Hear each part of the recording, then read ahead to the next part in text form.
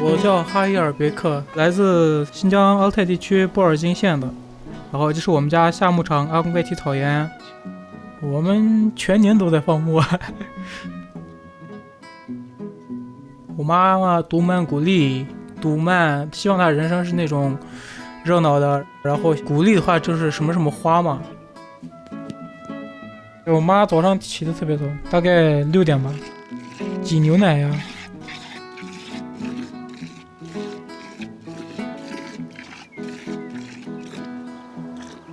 没有了。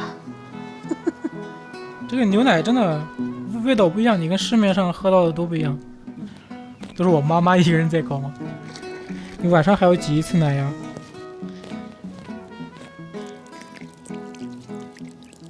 奶皮子是牛奶上面那层油脂嘛，你煮出来之后的油脂。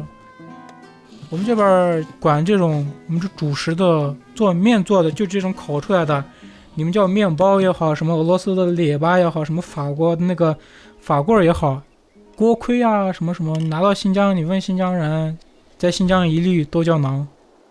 奶疙瘩和奶酪你可以干吃，喝茶的时候也可以放在那个茶里面，给它泡软了也可以吃。早餐我们一般不吃菜了，喝点茶，吃点那个奶疙瘩、包尔萨克啥的，吃点馕就结束。然后那个酥油就是那个抹在馕上面呀，或者你放在你喝的茶里面这样子吃。蒸米饭的时候放上半勺，特别香。放牧的话，一年四季闲不下来，没有一天假期的。我爸是1970年的。阿多列别克的话，就是干啥事要公平公正，然后做人要正直呀、善良这种。管60多头牛，然后还有羊呀、马呀，那些都要抽空去看一下。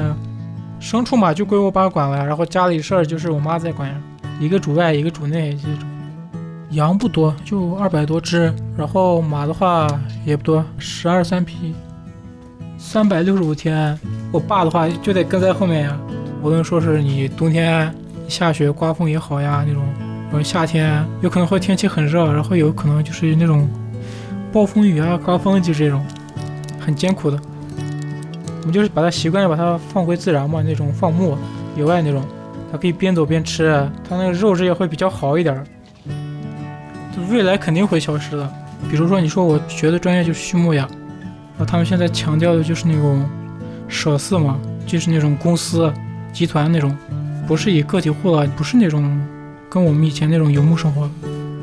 这可能过个40、50年就没有了，就没有这种人了。奶酪就是把那个水分煮干，然后它那个固体给它弄出来就行了，这要打好久。以前我们弄的时候就是在家弄，然后我呀、我弟弟啊，然后还有我姐姐，我们就每人100下轮流，都能搞1个多小时吧，打到它那个油脂完全分离出来了。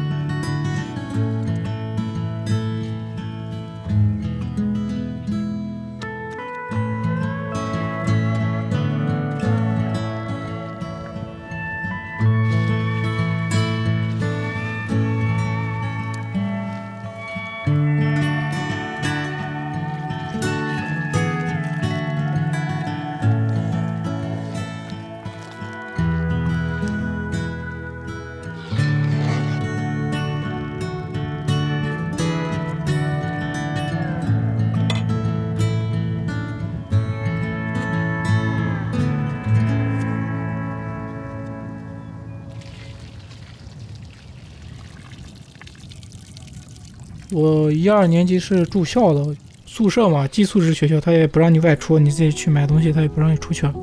你小学生，你可能说这一天你过得可能不太顺利，不太开心，然后就会可能想家，可能想爸妈那样子。没有手机，没有什么联系家里的东西啊。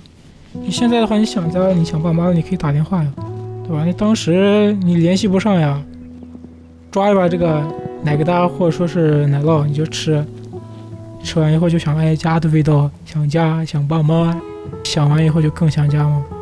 可能就想哭嘛，那时候还小呀。它这个东西其实非常普遍，你去那个每个哈萨克族家庭去吃饭呀、喝茶啊，他招待客人都会拿出来了，就是一个很常见的东西嘛。家的味道，童年的味道，就这种。你要去超市啊，也可以买到，就是你在家里做的，你妈妈做的可能就不一样了。